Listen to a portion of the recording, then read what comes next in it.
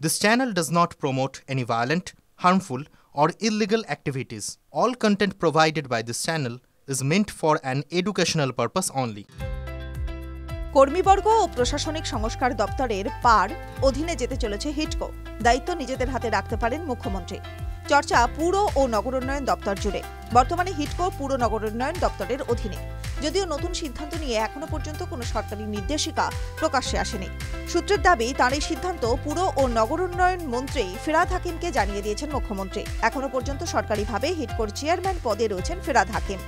এখন হিডকোর কর্মীবর্গ এবং প্রশাসনিক সংস্কার দপ্তরের পারের অধীনে চলে এলেন চেয়ারম্যান পদে পরিবর্তন হতে পারে। সেক্ষেত্রে মমতা বন্দ্যোপাধ্যায় নিজে চেয়ারম্যান হবেন নাকি অন্য কাউকে সেই দায়িত্ব দেওয়া হবে তা অবশ্য এখনো স্পষ্ট নয়। তবে সূত্রের খবর বলছে, হিডকো এবার থেকে দেখতে পারে মুখ্যমন্ত্রী। হিডকোর অধীনেই তৈরি হচ্ছে দীঘার জগন্নাথ সাংস্কৃতিক কেন্দ্র, যা আদতে মন্দির বলেই পরিচিতি পাচ্ছে। তার ট্রাস্টি বোর্ড এখনো গঠন হয়নি। সেই বোর্ডে ফিরহাদ হাকিম থাকলে তা নিয়ে বিতর্ক হতে পারে বলেই মত রাজনীতির কারবারিদের। কারণ সম্প্রতি ফিরহাদ হাকিম সংখ্যালঘু সংখ্যাগুরু নিয়ে মন্তব্য করেছেন, জানিয়ে বিতর্কের জল ইতিমধ্যেই বহুদূর গড়িয়েছে। এহেন আবহে দীঘার জগন্নাথ সাংস্কৃতিক কেন্দ্র আদতে যা মন্দির, সেখানে ট্রাস্টি বোর্ডে হিডকো চেয়ারম্যান হিসেবে ফিরহাদ হাকিম থাকলে বিতর্ক হতো। তাই কি এভাবে হিডকোকে কর্মীবর্গ ও প্রশাসনিক সংস্কার দপ্তর বা পারের অধীনে আনতে চাইছেন মুখ্যমন্ত্রী মমতা বন্দ্যোপাধ্যায়?